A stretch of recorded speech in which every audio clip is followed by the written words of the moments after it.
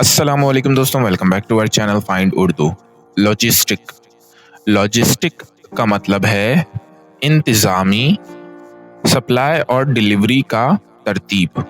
Logistic का मतलब है चीज़ों को प्लान और मैनेज करना, जैसे सामान, सप्लाई, ट्रांसपोर्ट या डिलीवरी का इंतज़ाम। ये लफ्ज़ लॉजिस्टिक्स के फॉर्म में ज़्यादा यूज़ होता है। He is responsible for the logistic arrangements of the event. वो इवेंट के सप्लाई और इंतज़ामी अरेंजमेंट्स का जिम्मेदार है।